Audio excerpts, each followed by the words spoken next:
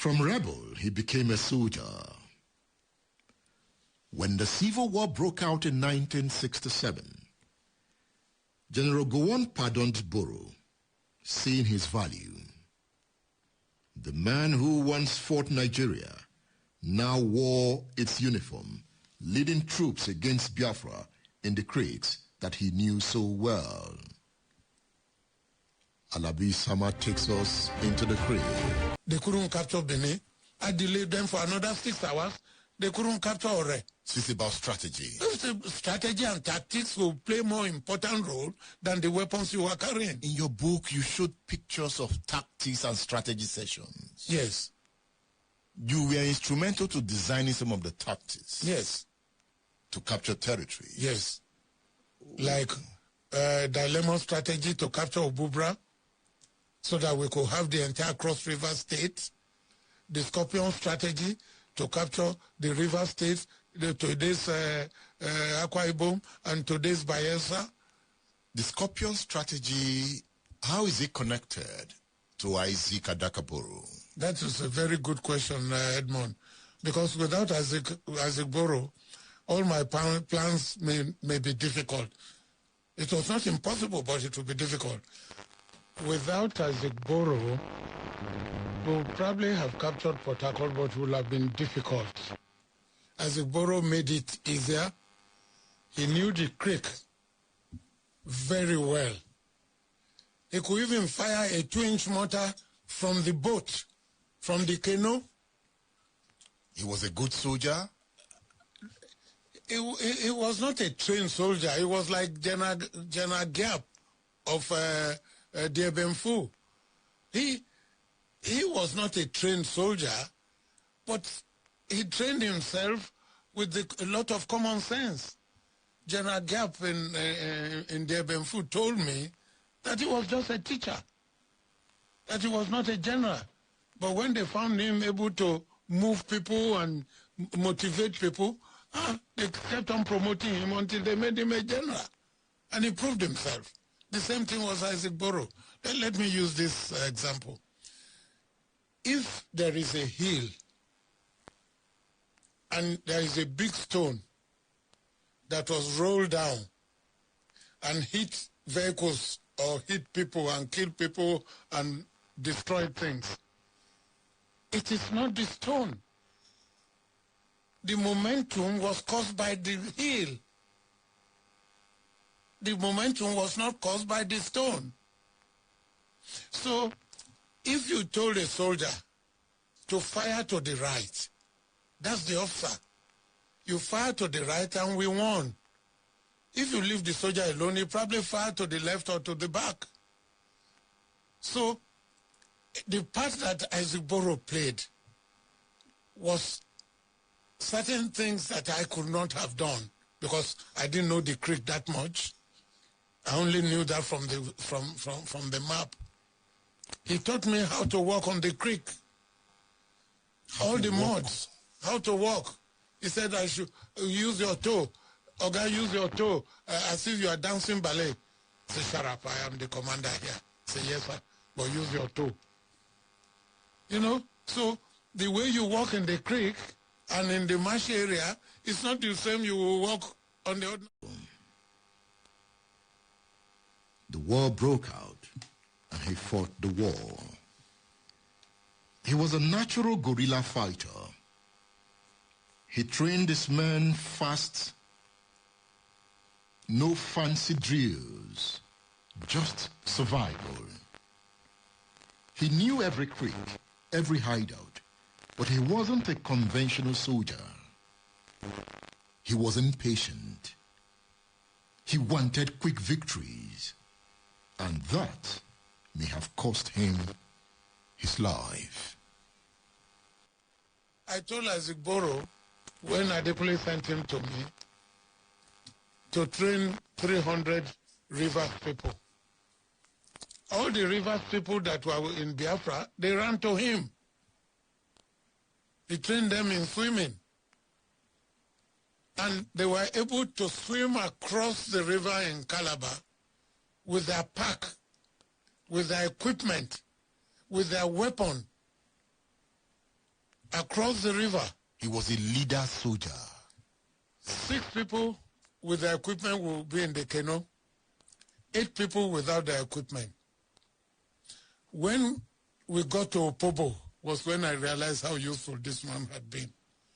I knew he was very useful when we captured Creek, it's called Jamestown. I went on a patrol with him in a dinghy. 3 of us. The canoe, the dinghy could only take 3 of us. The person that was driving it, and Isaac and myself. The pictures are in this book. We captured Jamestown. There is a place called Windham Creek. Thank God I could remember some of these things. Windham Creek. How we got there? Biafra did not see us. The Biafrans there? He knew the creek. They were not there. The Biafrans were on the dry land. We went through the creeks and came out behind them. Oh. By the time we came out behind them at the creek at Jamestown, they fled. Fled to where? They fled away. Because they didn't want us to capture them. We had surrounded them. We had surrounded them, and that was why he got to Opobo. The pontoon, the government pontoon that used to carry people across, traders across, going to Port Harcourt, going to Eleme, going to Lelenwa, and so on. He captured it intact.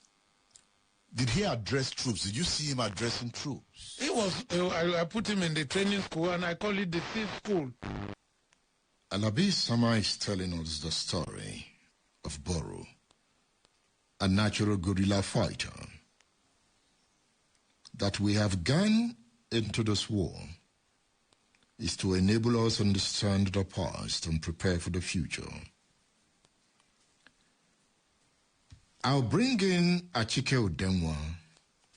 He will talk about fighting in the Atlantic Theater.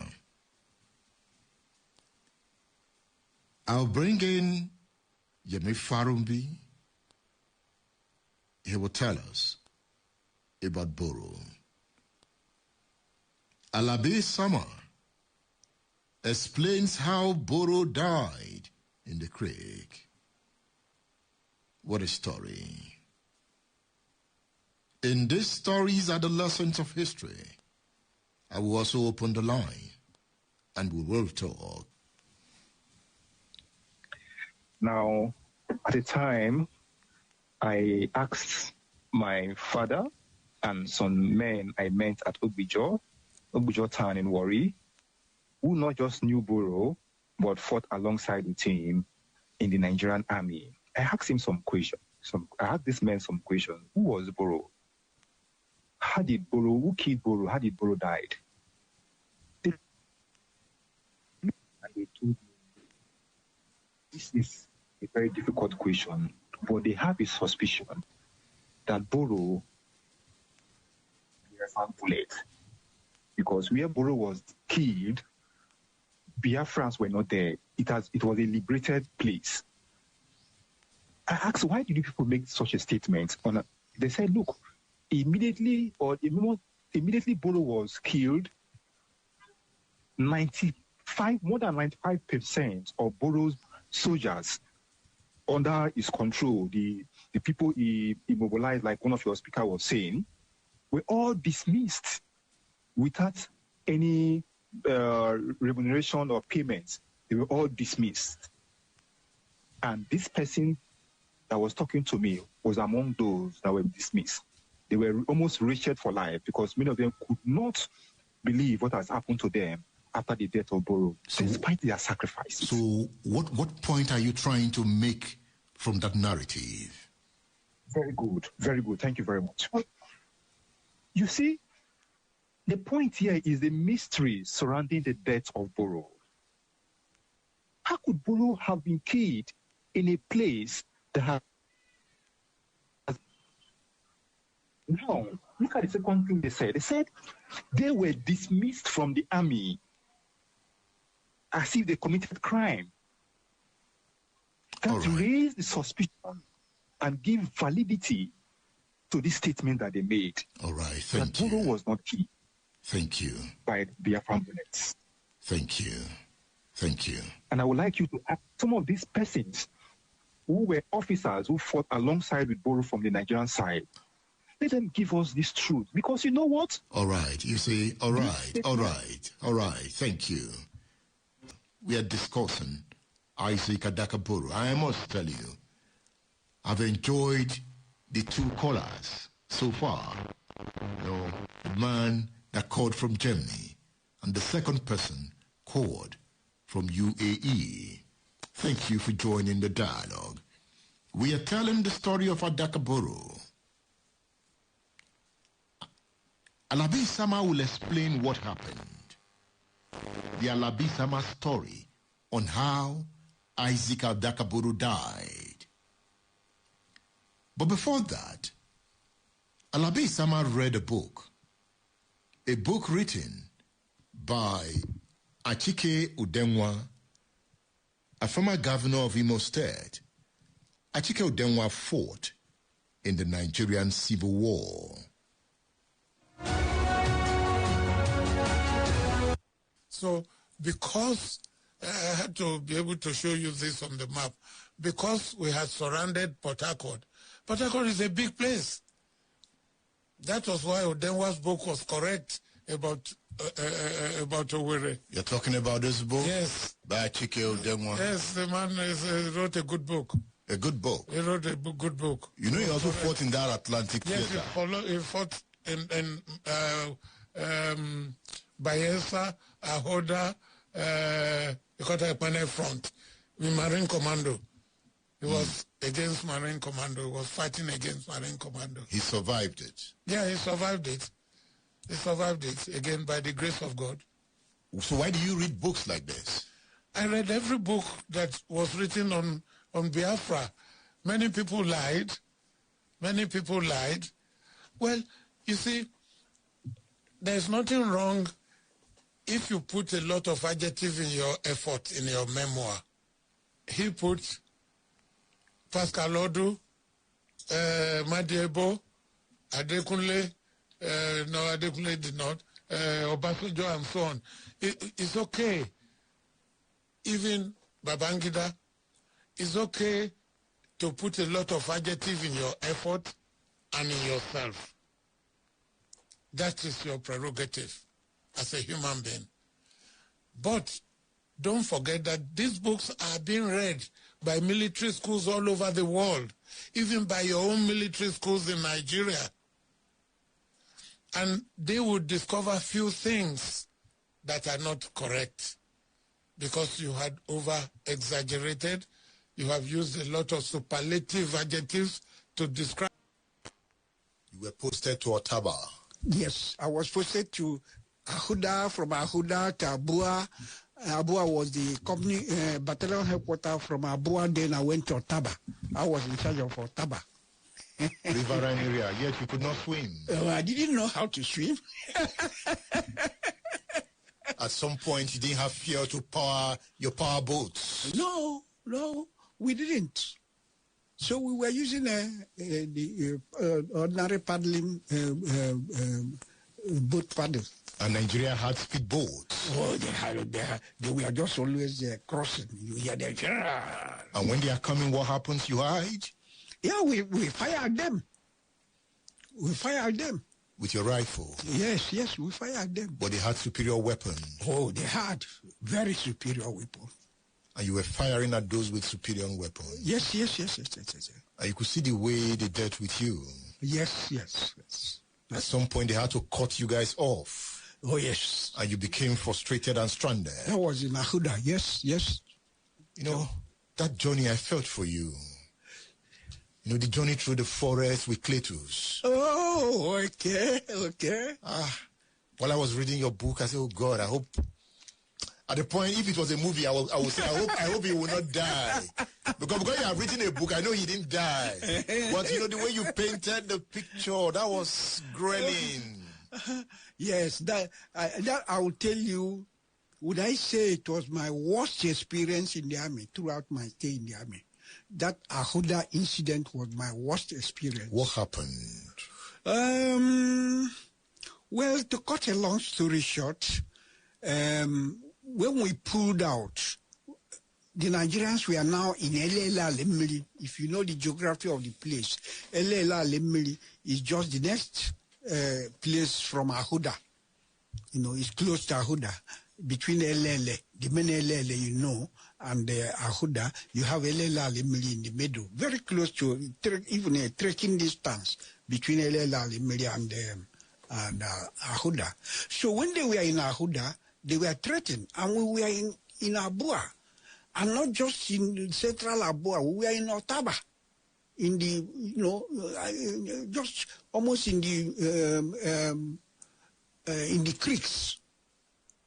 So, well, the brigade had to give instruction that anybody that was in that area should please come out.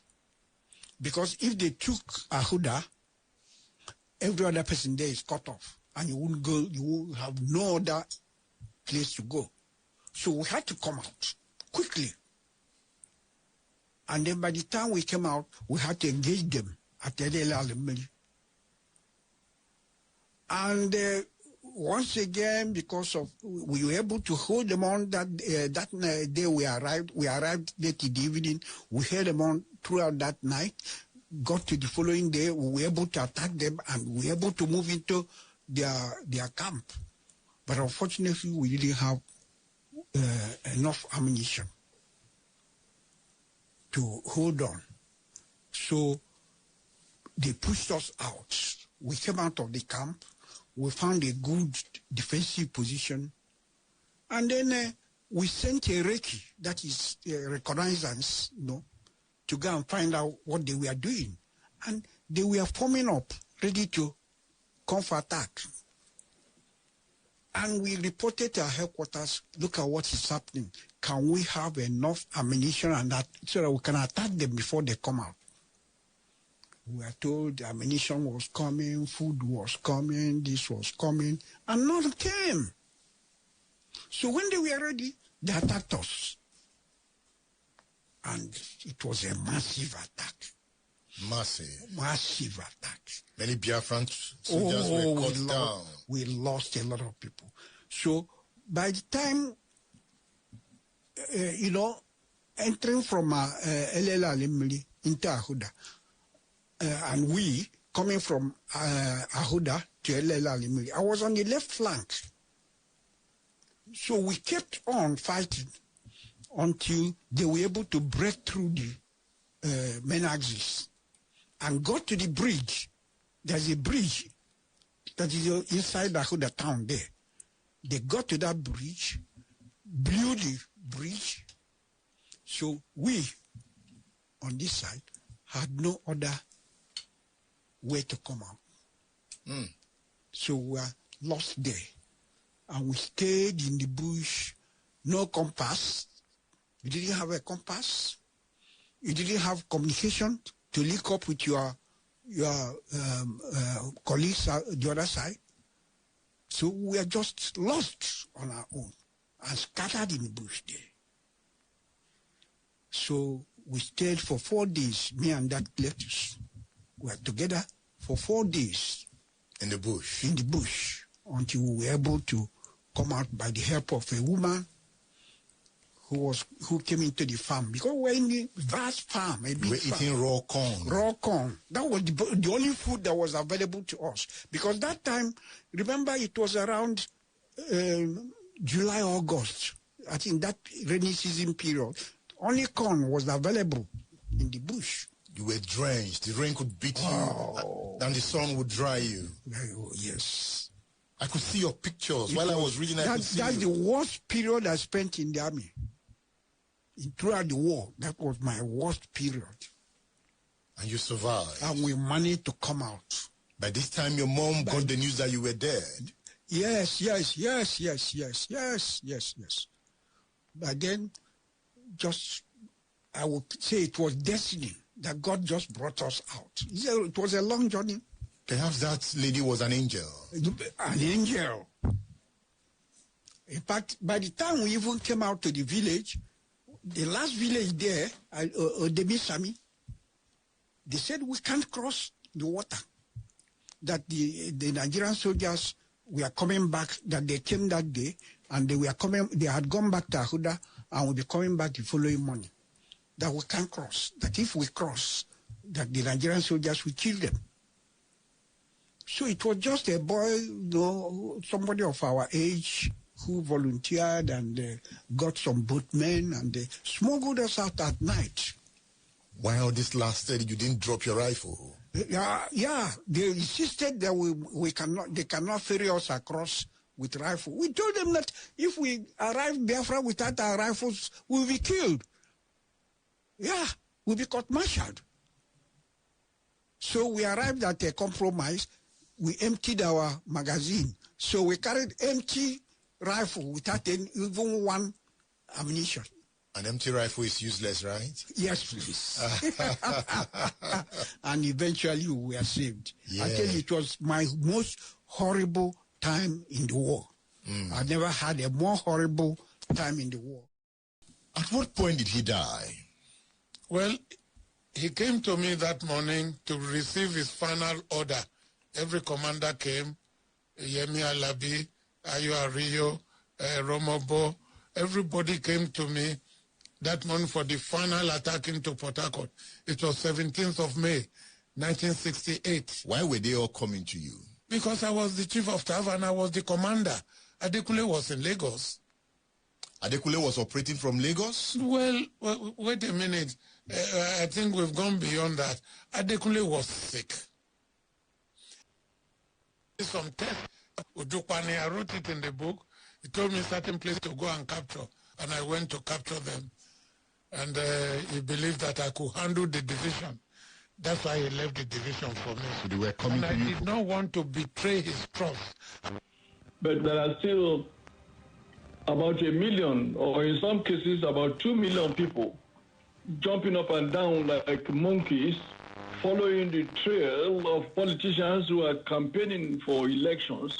You will wonder whether such people running all over the place. So while he was in Lagos, yes, the Nigerian state didn't... Yes, everything. He was still sending things, and he was working even harder than being in the war front. So? But he had to be seeing his doctor. The doctor couldn't be coming to the war front. So Isaac Adaka Boro came to you that morning? Isaac Adaka Boro came to me that morning to receive his order for final attack into Port Harcourt. The instructions are contained in this book. And he saw that, he knew that, because we've been talking about it. You don't just wake up in the morning and say, this is what you are going to do. He had to tell his men too. You know, I read in my command, he said he gave the order for 1 hour. He gave the order to a division advancing about 100,000 people. You gave the order for 1 hour to attack where? They have to, from the brigades, they have to tell the battalions have to tell the company have to tell the platoon have to tell the section, and there's a division of labor. Everybody must know where to go. And now in the case of Isaac Boro, he made sure that creeks, we should leave the creeks for him. So I left the creeks for him. I followed him up to Windenham Creek behind Jamestown. When we captured that place, I left him and came back to move the other troops forward.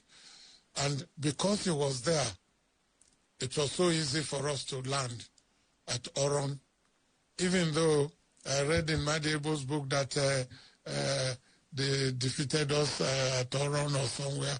But he wrote again in this book that everywhere they tried to settle, they were ambushed. It was the Scorpion strategy. It was the Scorpion strategy. Who designed that strategy? I did. And Isaac Adaka Boro helped you implement? Oh, yes, because the Creek part of it would have been difficult. So, when he left, what happened? I want to know how he died. Okay, so he left me at 6 a.m. with his orders. Then, on his way to his unit at Aleto Eleme by Okrika, one little building there, He probably could have said, hey, Audley, what's in that house that they locked the door? He went himself. And by 6:30, they came to tell me that Isaac Boro was shot. And they caught one ragtag. The picture is in the book here. A Biafran soldier? The Biafran soldier that shot him had only one round of ammunition in his rifle. One round of ammunition had shot Isaac Boro. And that was the end of That Boro. was the end. He never entered Port Harcourt. He never entered Port Harcourt? He never entered Port Harcourt. What was that day like? Well, first of all, his troops were annoyed. His troops were annoyed. He was commanding 19th Brigade. And they started raining bullets on Biafra. I stopped the attack. We were to arrive at Port Harcourt at 12 o'clock. We arrived at 2 o'clock because I stopped the attack for 2 hours. In my command, Obasanjo said the troops scatter. They were annoyed. They wanted to enter Port Harcourt immediately. No, I had to stop them. We were not going to enter Port Harcourt. We were going to go to Ilele. So 15th Brigade of Akinade plus 19th Brigade, under the command of Yemi Alabi, they went to Ilele and Igrita. And Shande went to Bigbo. From Boro. 12 days of fire, I will call it. 12 nights of defiance. A republic born in hope, but buried in bullets. That was Isaac Adaka Boro's republic.